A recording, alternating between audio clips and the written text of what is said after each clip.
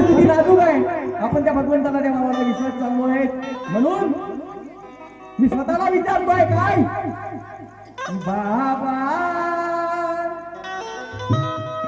अहो सांगा ना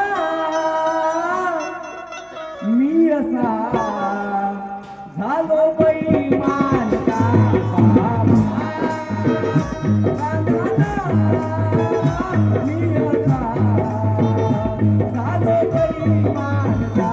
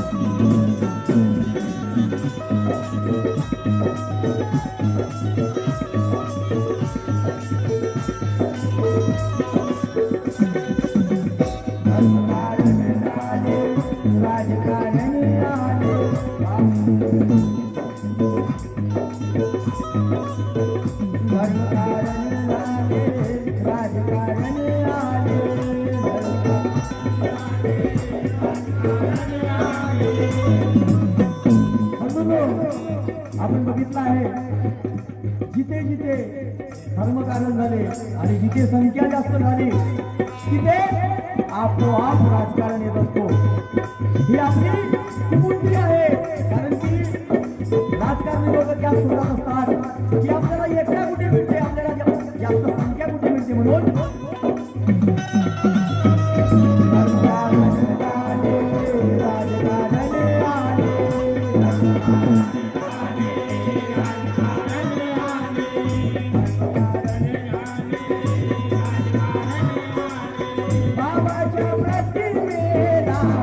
पूजन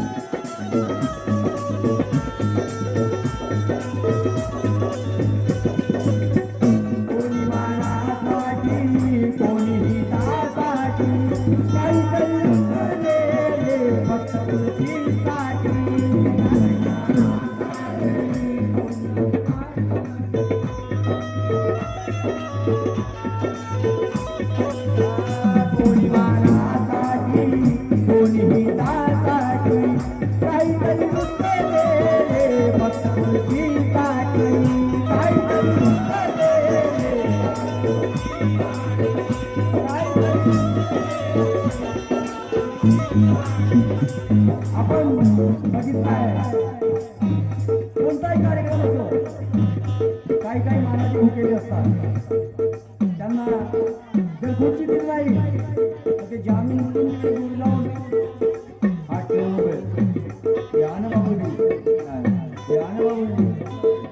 जेव्हा त्यांच्या नावाचा अनाऊन्स करा आणि त्यांना बोलवा तेव्हा ते येत असतात।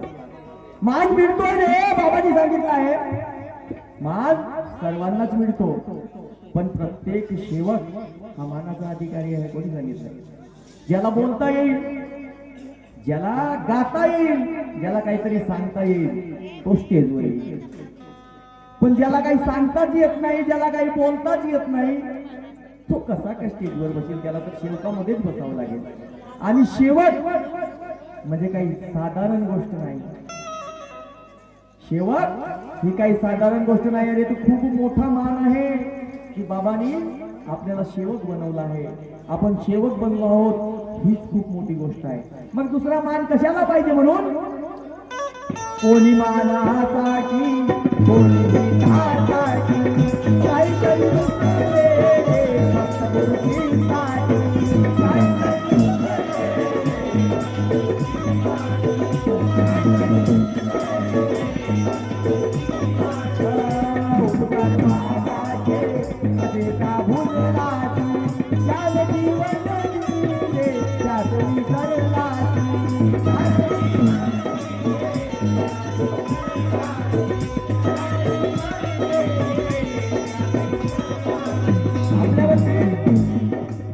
बाबांनी खूप उपकार केले आहे आणि आपल्याला सांगितलं आहे बाबांनी एकटा करा, एकटा करा, कारण शेवट तुझ्या आणि तुफान आने वाला आहे। तुफान कोणता? तर हा वादळ वारा पाऊस, हा तुफान नाही, तर मानवी विकारांचा तुफान येईल आणि माणूस माणसाला दुश्मन होईल हे बाबाला माहित होतं. म्हणून बाबांनी तेव्हा सांगितलं होतं की मानव जाग जा, तुफान आहे मला. आणि बाबांनी आपल्याला एकटा करायला सांगितली आहे. नवता नियम आहे कुटुंबाला आणि शेवकाला एकटा गायामध्ये. परंतु आपल्याकडून जमते का? नाही. म्हणून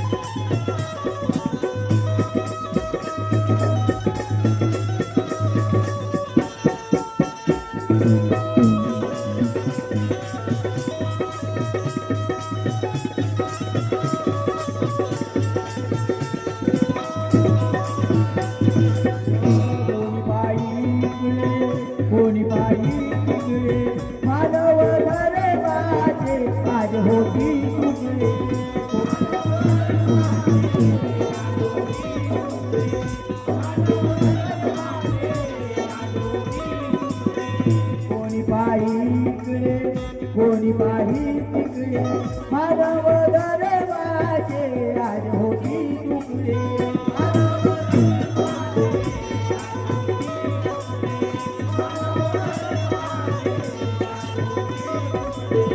अभिमान सोडून बैमान हे सगळे बाबाच्या सबोदाचे आज होती तुकडे.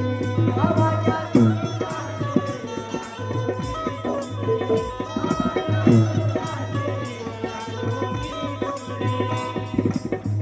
आपण बघितलं असेल गावामध्ये भगवत कार्य असो, चर्चा बैठक असो किंवा काही हवन असो, कोणी सेवक तिथे यायला तयार नसतात, जातात. जे ध्येयवादी सेवक आहेत ते जातात. मी सर्वांना म्हणणार नाही, परंतु काही काही बेशरम असतात. ते ना बैठकीला जात ना कोणत्या भगवत कार्यात जात. अरे बैठक ही कुणाच्या हातची नाही आहे, तर महान त्यागी बाबा जुमदेवजी यांच्या हातची बैठक आहे. बैठकीचे महत्व काय आहे? जेव्हा महान त्यागी बाबा जुमदेवजी गावोगावी जाऊन दौरा घेत होते आणि तिथे बसून जेव्हा ते सेवकांना मार्गदर्शन करत होते, ती होती बैठक. बाबांनी सांगितलं की माझ्यानंतर मंडळ आणि बाबाच्या हयातीमध्येच या बैठकीला सुरुवात झाली की मानव धर्माच्या ही जी शिकवण आहे, त्या शिकवणीची चार्जिंग या सेवकांना कुठेतरी ती राहावी म्हणून बाबांनी बैठक स्थापित केली. आणि साक्षात बाबा त्या बैठकीमध्ये उपस्थित असतात. बाबांचा दौरा म्हणजे त्यांचा बैठक ही या सर्व सेवकांनी समजायला पाहिजे. परंतु आपण आधे इधर आधे उधर अशी व्यवस्था, अशी व्यथा आम्हा सेवकांची आहे. बरं असू द्या, सर्व काही तसे नाही, काही काही खूप चांगले आहेत. म्हणून अभिमान सोडून परिमान ठेवले. बाबाच्या समुदायाचे राजवटी उघडे. बाबाच्या